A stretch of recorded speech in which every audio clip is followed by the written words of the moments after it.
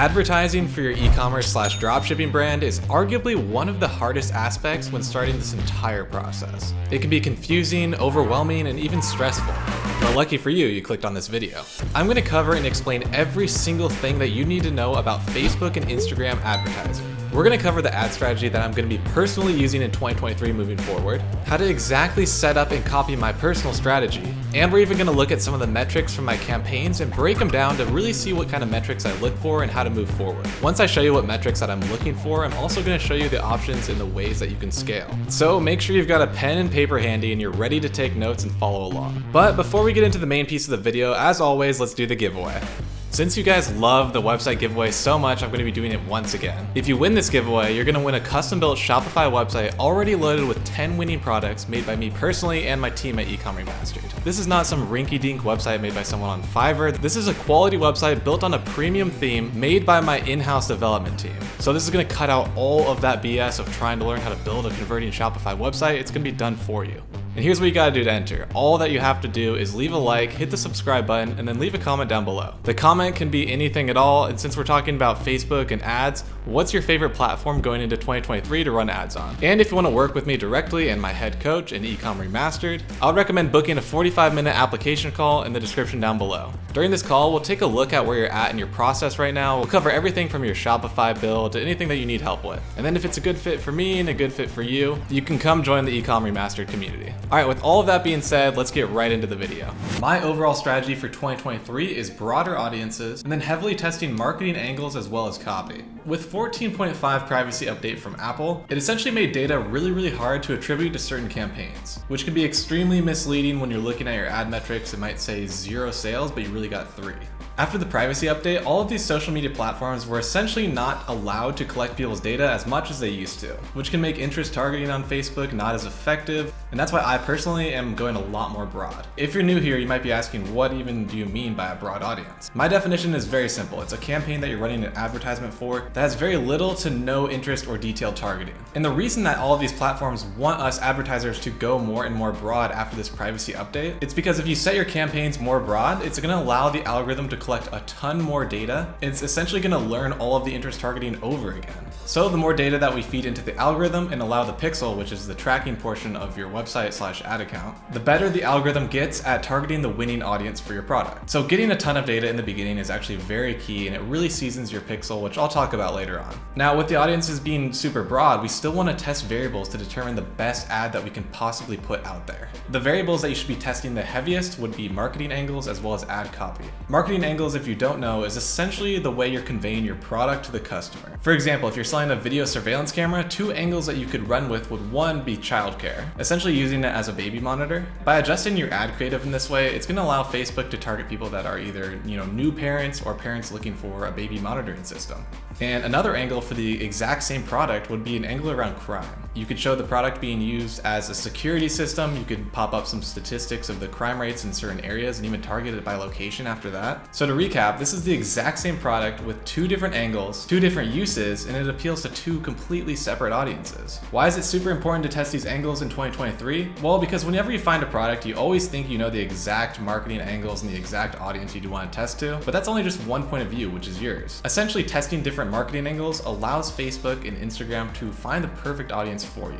All right, with those quick definitions and strategies moving forward into 2023, let's get right into the ad sets. I think right now is the perfect time to thank today's sponsor of the video. A common question I get all the time is, can I automate my orders so I can make my entire dropshipping store hands-off? Guess what? You can. And AutoDS is the #1 software that provides this service. Among other features like product research, product importing, price and stock monitoring, automatic price optimization and adjustments, auto shipping tracking, inventory management, but the best one that stands out to me the most is the automatic order fulfillment. Once your store is up and running and you want to optimize your time as much as possible, that way you can work on other side projects and stores. With AutoDS, you can essentially wake up, check the 50 orders that you had from the day before, and find out that they're already fulfilled for you. It's going to save you tons of hours, especially when your e-com store is up and running. The order fulfillment process is so easy to set up, and it can autofill your balance so you really don't have to touch it at all. You might be thinking, well, I like fulfilling my orders because I like keeping track of how much money I'm spending and then get my net profit for the day. Lucky for you, AutoDS already has all of that built in. It's got a full dashboard dashboard that shows your profits, so you don't even have to do that. It's gonna allow you to take so much of your precious time back and put it into another side hustle or another store. If you're interested in AutoDS and all the features that they have, I'll have a link down in the description below and you can try it out for free. So make sure to check it out, and now let's get back to the video.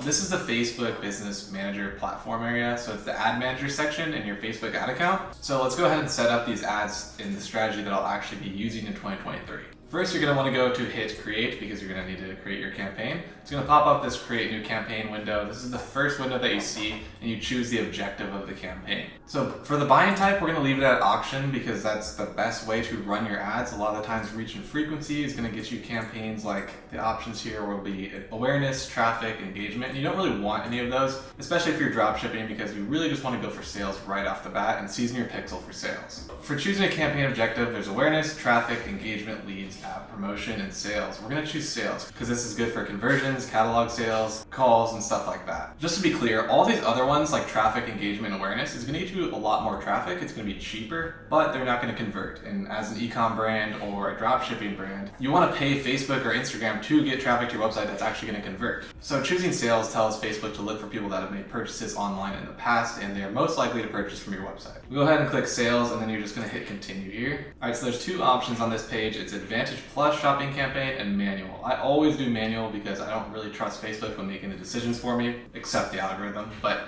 besides that, we're going to hit manual sales campaign and set it up ourselves. All right, so now your campaign is set up, and you can see there's three layers here, which is the campaign level, the ad set level, and the ad creative level. We'll walk through and explain everything on the campaign level first, and then what strategies and how I actually set up my campaigns today. I don't touch anything here. So this is only for if you're doing like an employment, like housing, social issues, or politics. You don't need to do any of that if you're running a dropshipping brand or an e-commerce brand. So leave this blank, and then buying type, we're going to leave it as auction. Campaign objective again is sales, so don't touch those at all. A/B test is a nice feature that they've added on here if you want to A/B test against different ad set levels and ad creatives, but you can also do this manually, so I like to leave it blank. Advantage campaign budget is essentially CBO. They changed the name of it for no reason at all. But what an Advantage campaign budget does versus an ad set level budget is, let's say you had multiple ad sets here and they were all at an ad set budget of $100. They would spend $300 equally throughout the day. But if you have three ad set levels all running on a campaign budget optimization, or the Advantage campaign budget now, then it would split, in your budget for the total campaign is $300. It would split them not evenly between the ad sets. It would let Facebook decide which ad sets deserve the most money and which ones are converting sales and have the best metrics. Now, this can be really good. I don't really like to use too much campaign budget optimization. I do it a lot in scaling, which I'll talk about later. But this specific setup is really when you're first testing your products or you're new to Facebook ads. At the campaign level, you really don't have to do anything at all except title it, so I'll keep it really, really clean if you can. Broad audience, product one, 3 creatives. This will make more sense as I go through this. But just make sure you're naming them correctly so you don't forget and have to look every single time at what the campaign structure looks like. After you finish this, there's really not much to change on this page. You're gonna hit next. This is the ad set name. You don't have to change this one because we're gonna be using one ad set for this example. Okay, so conversion. You want to do website conversions, so you're gonna wanna put your pixel here. And if you don't know what a pixel is, it's a line of code that's put onto your Shopify store, and it tracks all traffic that's coming onto your website, and it's reporting it back to Facebook. It collects it, and it helps your campaigns actually make better decisions in the future. So if you haven't set up your pixel yet, there'll be a button right here that says create new pixel. Basically, it'll walk you through step by step. You can link it to your Shopify. It's super easy, so make sure you do that. And then for the conversion event, you're gonna wanna pick, scroll down a little bit and then go to purchase. And this is a new ad account that I'm doing this on, so you wanna verify your pixel. You have to put it on your website, so go through that whole process first. All right, now for the budget and schedule. This is anything that you're comfortable with. So this video is titled Low Budget Ad Strategy for Facebook. This budget works if you wanna spend $5 a day, and it also works if you wanna spend $500 a day. So it's very versatile. It really just depends on how fast you wanna collect that data and essentially start scaling your store. You can start off at any budget you want. But for the purpose of this video, we're gonna go with $30. Just so we can do an even split. I'll show you that later. And then for the schedule, you can set it to whatever day and time that you want. I really like to start my campaigns at 12 o'clock midnight. It gives it the entire day to optimize and doesn't have to spend a certain amount within a certain amount of time. And then end is if you want to set an end date. Let's just say you want to spend only $300, then you could set this date, for 10 days out, and it will end automatically after that. But I like to keep mine running and turn them off when I want to. Ad scheduling. So you can actually run these at certain times of the day. For example, if you've been running ads for 2 months or something, and then you notice maybe at 9 a.m. every morning you get the most purchases, and you just want to say, hey, let's test out running all of my budget from 9 a.m. to 10 a.m. You can do that right here in the ad scheduling. All right, now for the audience. This is where we're going to go a little bit more broad. So there's custom audiences here, which I'll show you look like audiences later on. But for this ad strategy that I like to use right now, I just go into locations. So I added the top 5 countries that I normally do. I do recommend using United States, New Zealand, Australia, Canada, and the United Kingdom. Typically, I've seen the highest conversion rates with these countries. They have the most consumerism, in my opinion. I have had some countries in Europe work out really well, but typically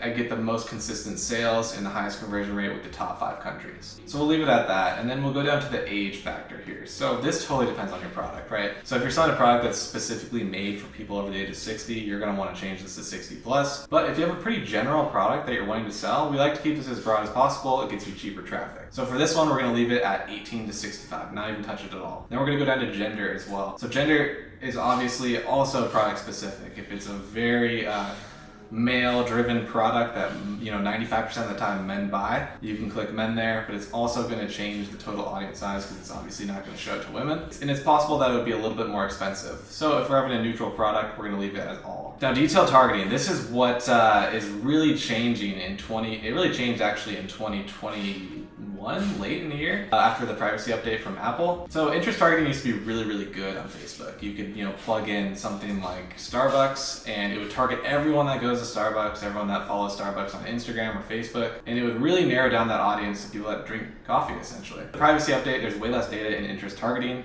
So this is where we want to go broad. We want to do no interest at all. This is going to get you a lot cheaper traffic, and going back to what I said earlier, it's going to allow Facebook to fish in a very large pond. Then you're essentially trusting Facebook to find that winning audience for you and keep fishing in that specific location in the pond. But if you throw detailed targeting in the mix and you say only people that like Starbucks, it's going to take that pond and it's going to make it a lot smaller, and it basically tells Facebook only look in this certain area of the pond. Like I was saying, it used to work really well, but now with the privacy updates, it doesn't. So broad audience targeting, especially when you're testing your product, is really, really good. We're not going to exclude anything right now. In the future, if you have a lot of sales on your store and a lot of traffic, you could exclude people that have already purchased once if you don't want them to come back. It's a one-time item. But we're not going to touch that today because this is specifically for setting up a new campaign. Languages, we'll leave it at all. Those are the only things that we're changing in the audience section of this right now. It's really, really broad. It's a very easy strategy. And I know there's a lot of gurus out there making it very, very complicated to set up a Facebook ad strategy,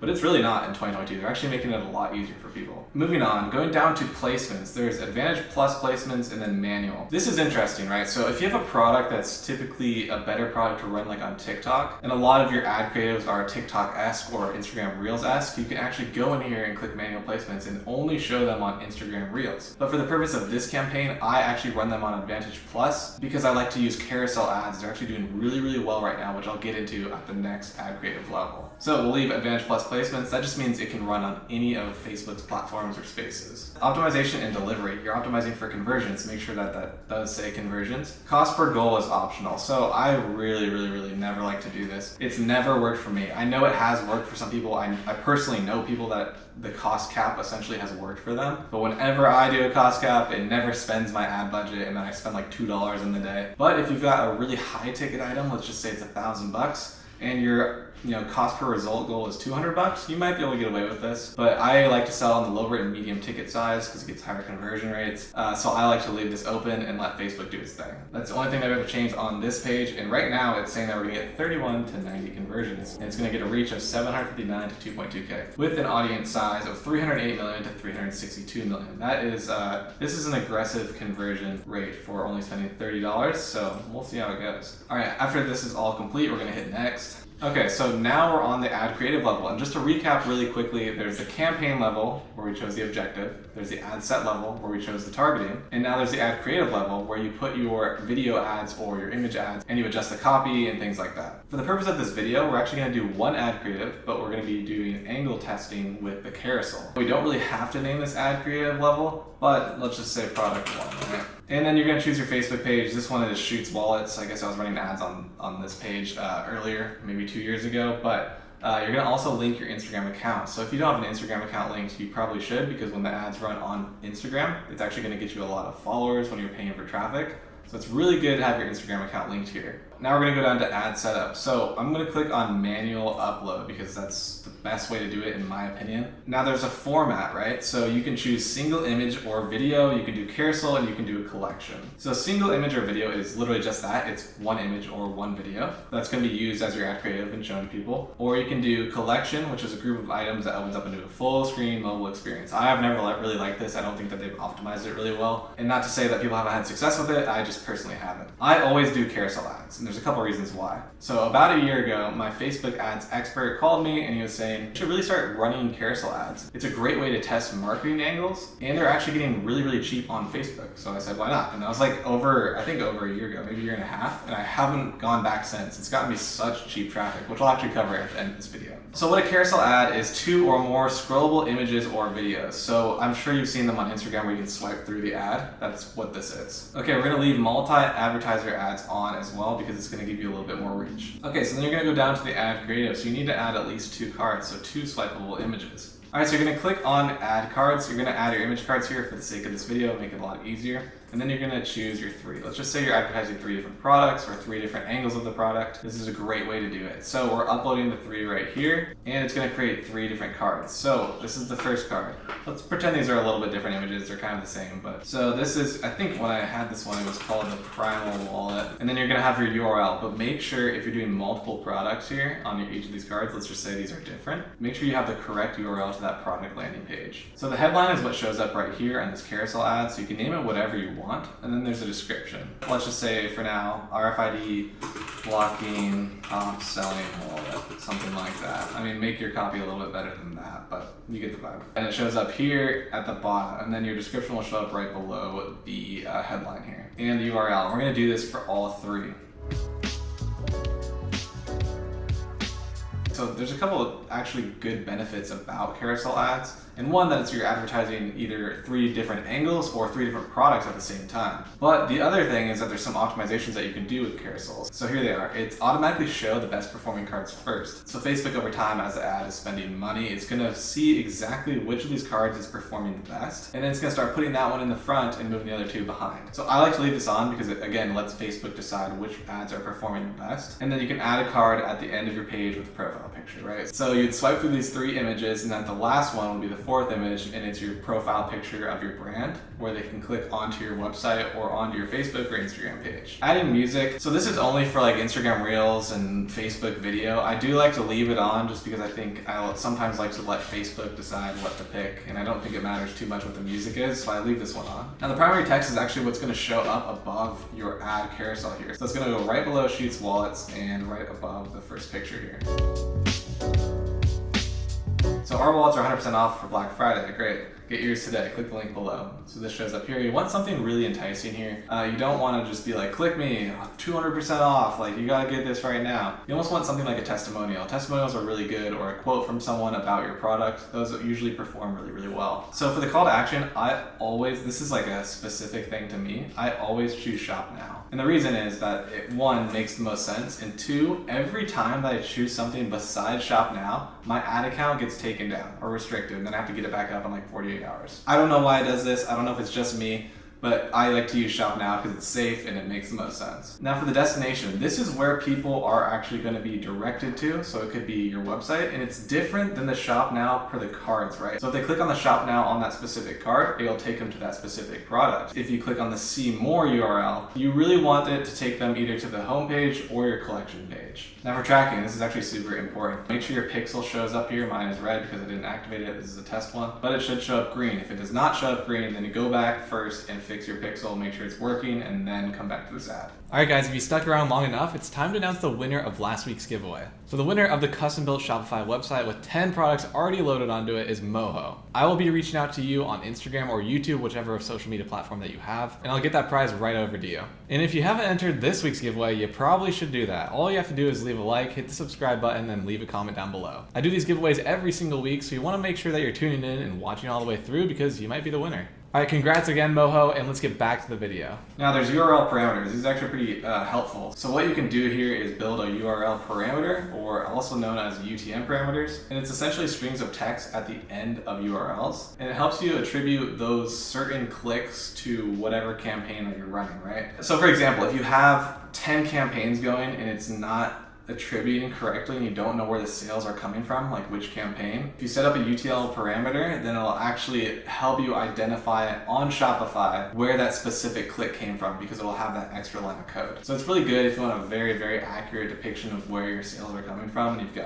30 campaigns set up or something. But for the sake of this, we're testing one product or one campaign, so we don't have to set this up. All right, and then after you're done with that, all you have to do is hit publish. It's going to go into the review process and then hopefully become active and start running the ads. Now that we've gone through this entire process, you may think, wow, this is super, super simple, right? The truth is, it actually is. It's not a very, very complicated thing, especially in 2022, 2023 moving forward. Because again, all of these social media platforms are pushing you to go more and more broad. I personally think in the future, you're going to be uploading your ad creative and your ad copy, and they're going to do the rest for you. But right now, it's just getting simpler and simpler with the time. So anyone that's saying online that Facebook ads are extremely hard to set up and there's like this crazy strategy behind it, there really is not in 2022, 2023, in my opinion. And this is just what works for me. So I'll actually show you some results that I'm getting. But to each their own, this is the way I set it up. Let's move on to some metric analysis and how I would read metrics from my own personal ads. All right, so let's break down some of the results of some of the campaigns that I've been running. So I sorted it by amount spent for this week, and we got $8.42 cost per purchase at the top, 6. So we got some pretty good ones here. You can see there's a total of 166 purchases, 213, 143, so a good amount. So reach is the number of people that saw your ad at least once. It's different than impressions, because with impressions it can be a higher number because an individual person might actually see your ad twice, which is your frequency. So your frequency is how many people on average have seen your ad more than once. So this is pretty low, it's 1.46. And then the cost per result obviously makes the most sense, which is how much did they spend on average to get a purchase. So let's talk about some of the metrics that I look for and how to break them down, and then what I would do and the options for scaling. So CPMs is cost per 1,000 impressions.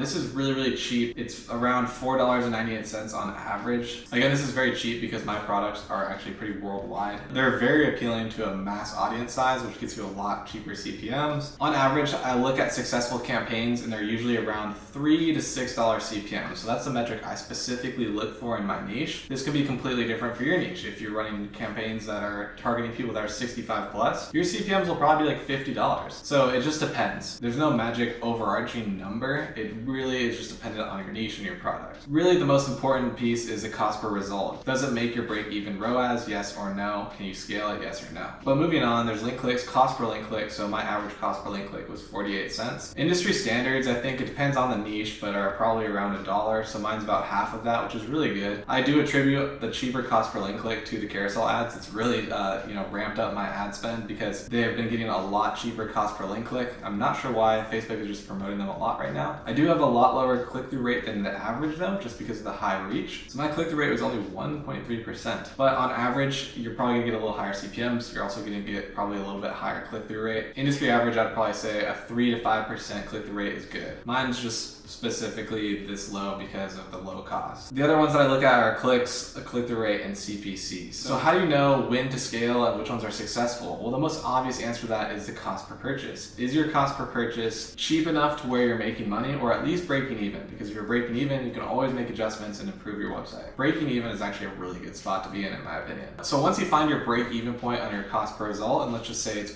at the break-even point or you're passing it and you're profitable, this is when you want to scale. And there are a couple different ways to scale that I'll cover really quickly. One is duplicating the ad campaign. So you would literally go over all the way to the left side of the campaign name. At the bottom of the campaign name, you'll see a spot for duplication. You click that and it'll actually make a copy of that campaign. Same exact everything, same budget unless you want to change it. And it will essentially double your ad spend. I like to do duplication a lot. It works really well for me. But another way is to do a budget increase. So you can go back over to your campaign and you can edit it. And then scroll down on the ad set level and then where you see the budget and say it's $30 like the one we did today. You can increase that, but I would not increase it more than 20% per day. I've seen that if you increase it more than 20% per day, it actually goes back into the learning phase and it kind of restarts, so it's really not good to do that. So I would change that budget to $35. It's a lot slower of a scaling process, which is why I don't like it. I like to scale really aggressively when I have something that's winning. So I like to use duplication because it will literally double that one and then you can double it again. And the last way that you can scale is actually by using a CBO. So remember what we talked about at the beginning with the campaign budget optimization versus the ad set level versus the ad budget optimization. So when you were testing that carousel, let's just say it performed really well, and then you started to set up a second campaign where you had different marketing angles, or